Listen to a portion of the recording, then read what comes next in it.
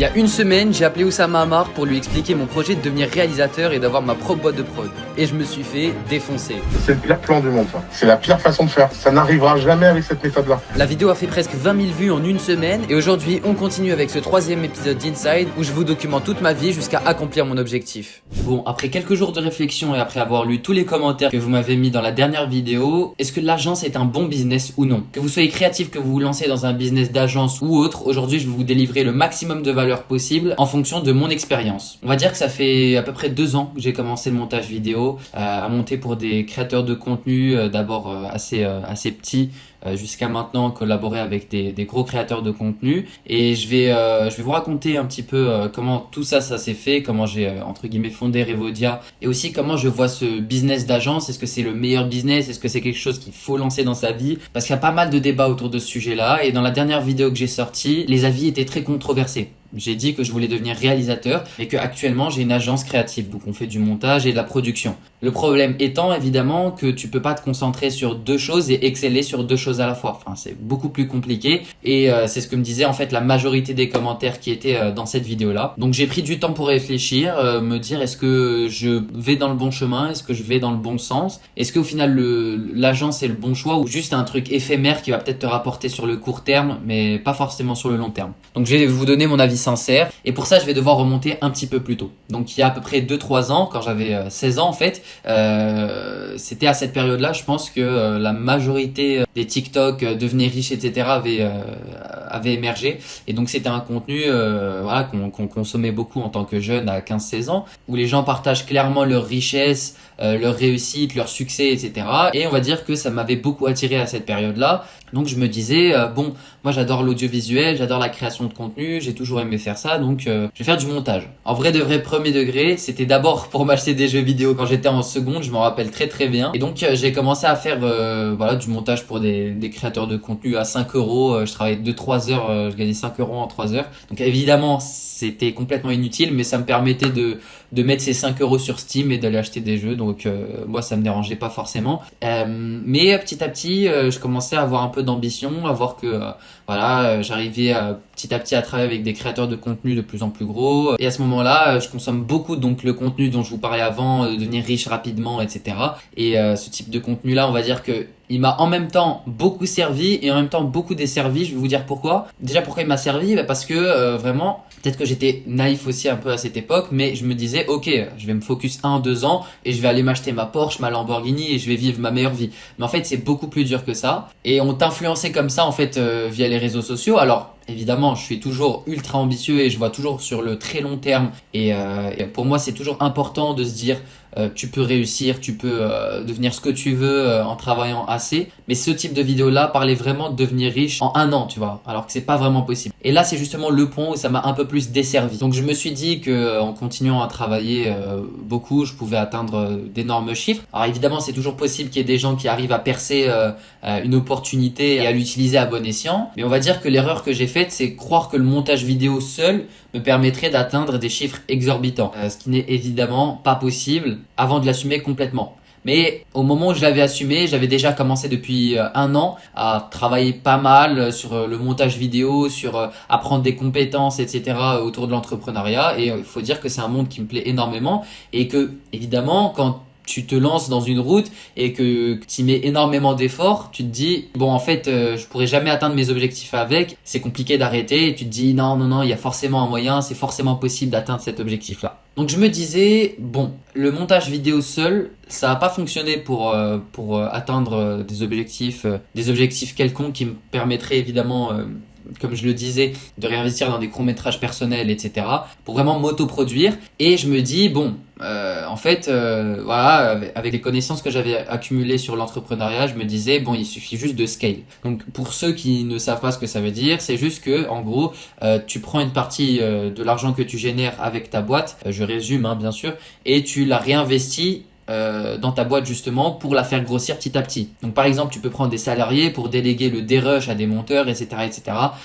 Il y a plein de manières de scaler différentes mais c'est juste pour résumer très rapidement ici. Donc je me disais bon il me suffit juste de scale pour atteindre n'importe quel chiffre. Alors encore une fois peut-être erreur de ma part, j'ai cru que ça allait être très facile de le faire et je me rends compte maintenant en fait que c'est beaucoup plus complexe qu'il n'y paraît parce que en fait tu demandes des choses, les rendus sont pas exactement comme tu le souhaitais, tu dois passer énormément derrière, tu dois former des gens, c'est beaucoup plus complexe mais c'est une aventure qui est incroyable, ça c'est sûr et certain. Et donc pour revenir au fait que tu peux devenir riche rapidement, etc., je pense que c'est complètement faux. Il faut mettre énormément d'efforts pour y arriver, ne serait-ce que pour générer 1 euro en ligne maintenant, c'est assez complexe. Alors évidemment, je dis pas que c'est impossible. Je pense d'ailleurs que tout le monde peut atteindre n'importe quelle somme en s'y mettant assez fort. Maintenant, il faut avoir la détermination, il faut avoir l'ambition et aussi il faut savoir que c'est pas aussi facile que ce que les réseaux sociaux nous font penser. Pour être complètement honnête avec vous, je pense que les contenus qu'on voit sur les réseaux sociaux, en fait, ils sont plus à but de monétiser une audience. Que ce soit mal ou pas, d'ailleurs, par exemple, il y a des grands créateurs de contenu qui sont très respectés comme Cyril MP4 qui a lancé une formation et qui est très très bien de ce que j'ai entendu. Mais il y a évidemment toujours une partie de ces infopreneurs qui vraiment font du marketing extrêmement mensonger, qui te disent que d'ici 1 an ou d'ici 3 mois, tu vas atteindre 10 000 euros par mois. C'est complètement faux. C'est limite du marketing mensonger parce qu'effectivement tu peux atteindre n'importe quel chiffre mais c'est beaucoup plus compliqué que prévu et on va dire que je me suis fait influencer dans le bien mais aussi dans le mal. En soi c'est pas si grave que ça. Là si je devais revenir en arrière et me dire est-ce que je regarde ce type de contenu ou pas, je pense que je le regarderai quand même parce que c'est une source de motivation. Je me dis si des gens ont réussi alors je peux réussir aussi. Évidemment j'ai pas non plus gagné un Oscar ou quoi mais j'ai une petite agence qui fonctionne bien, j'ai des opportunités à droite à gauche et je m'amuse clairement dans ce que je fais. Je pense que je vais dans la plutôt bonne direction. Mais du coup, est-ce que l'agence est un bon business? Pour répondre à cette question, il faudrait aussi revenir à tes objectifs personnels. Moi, personnellement, mes objectifs, c'est de devenir réalisateur, de créer des offres qui me plaisent, mais aussi de vivre de ma passion. C'est-à-dire pas de crouler sous la dette, mais vraiment de vivre la vie complètement. Donc, d'avoir une boîte de prod, etc. Et je pense que c'est possible. Maintenant, est-ce que l'agence est le meilleur moyen d'y arriver? Pas forcément. Je vais un petit peu plus analyser ça en détail, mais le conseil que je te donnerai à toi, est-ce que toi ton objectif c'est juste de faire de l'argent? Est-ce que ton objectif c'est de créer une belle boîte? Enfin, il y a énormément de choses à prendre en compte pour se dire ok c'est un bon business ou c'est un mauvais business. Maintenant, moi, dans la situation dans laquelle je suis, c'est que voilà, j'ai envie de faire mes propres projets, mes propres courts-métrages, longs-métrages, vidéos YouTube, voilà, créer mon propre branding. Et évidemment, c'est extrêmement compliqué de le faire en même temps qu'avoir des gros concepts avec des clients, avoir si à droite à gauche, avoir des montages à rendre, etc. Et du coup, je me dis en fait, si j'arrête l'agence, j'aurai complètement le temps de faire ce que je veux. Par contre, le problème, c'est qu'effectivement, j'aurai plus de source de revenus. Et ça, c'est une très mauvaise chose. Alors, j'ai continué à penser dans cette direction-là et je me dis, je pense continuer l'agence. Je pense continuer l'agence parce que c'est de l'entrepreneuriat et j'aime beaucoup ça. Maintenant, le problème, c'est que ça me prend énormément de temps et j'aimerais assez rapidement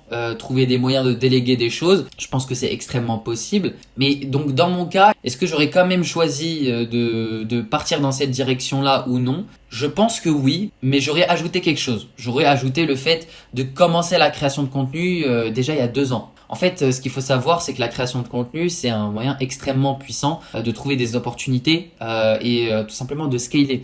Pourquoi? Parce que en fait, la création de contenu, on va dire que au tout début ou en tout cas les premiers mois, ça pas t'apporter grand chose, tu vas perdre énormément de temps. La preuve en est, j'ai fait quelques vidéos sur cette chaîne YouTube qui ont pas trop fonctionné et dernièrement j'ai sorti une vidéo qui a fait 20 000 vues en une semaine, c'est juste incroyable et cette vidéo là m'a apporté énormément d'opportunités. Mais quand je vous dis énormément d'opportunités, c'est vraiment qu'après on m'a contacté, on a pris des appels avec moi, j'ai eu des leads potentiels, donc ça veut dire des clients qui aimeraient travailler avec moi et ça franchement c'est assez ouf de se dire que ça c'est juste une vidéo, donc imagine si j'avais fait ça depuis 2 ans, le point dans lequel je serais aujourd'hui. Et du coup, c'est gagnant-gagnant parce que là, je vous partage ce que je fais, je vous documente un petit peu mon aventure et pour les gens qui, au final, ont des objectifs plus ou moins similaires à la création, dans l'entrepreneuriat, etc., bah, ils vont pouvoir se retrouver, écouter des conseils, etc. Et moi, derrière, ça m'apporte des gens qui sont motivés pour travailler ensemble ou bien juste pour m'aider. D'ailleurs, il y a plein de gens qui ont voulu m'aider après la vidéo. Je vous en remercie énormément. Donc mon conseil si tu as une agence, c'est d'établir tes objectifs personnels à long terme. On va dire que une des choses que j'ai apprises récemment, c'est que même si tu as un objectif à très long terme comme moi par exemple devenir réalisateur, il faut penser à court terme. D'abord par exemple faire ton premier court-métrage, ensuite avoir une source de revenus pour pouvoir réinvestir. etc., etc. Parce que si en fait tu penses direct au très très long terme, tu vas faire des choix qui sont pas forcément les plus intéressants. Donc moi maintenant, après 2 ans de travail dans le milieu de l'agence, du montage vidéo, de la création de contenu, de la production, etc.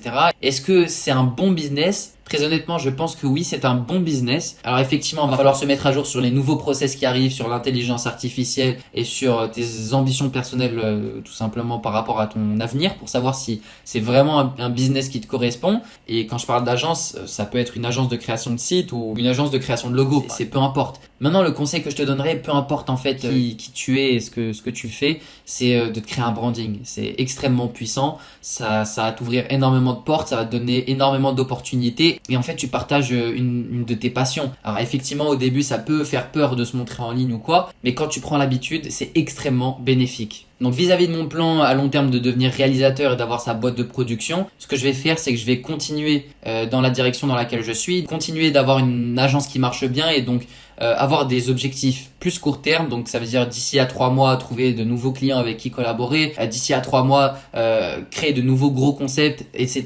pour des créateurs de contenu. D'ailleurs, si t'en es un et que tu vas améliorer ton montage ou faire un gros concept YouTube comme celui qu'on a fait pour Julien Song, qui a d'ailleurs atteint les 500 000 vues, n'hésite pas à checker la description. Et évidemment, une fois que j'aurai assez de temps et que j'aurai assez délégué, je vais pouvoir me concentrer sur mes projets personnels. Donc la création de contenu YouTube, qui je pense est un très bon moyen d'atteindre n'importe quelle fin, que tu veuilles être réalisateur, monteur, cadreur, enfin bref, ce que tu veux. D'ailleurs à Cannes dernièrement, ils ont invité beaucoup de créateurs de contenu, donc je pense que c'est toujours une bonne solution à faire. Donc je pense que dans tous les cas, c'est toujours une bonne chose à faire. Bon, moi j'ai encore pas mal de taf qui m'attend. Si t'as des questions, n'hésite vraiment pas à les poser en commentaire. Je vais répondre à toutes les questions. D'ailleurs, c'est ce que j'ai fait avec les 150 commentaires de la vidéo d'Oussama Hamar. Et puis si t'es créatif, n'hésite pas à t'abonner à la chaîne. Allez, ciao ciao.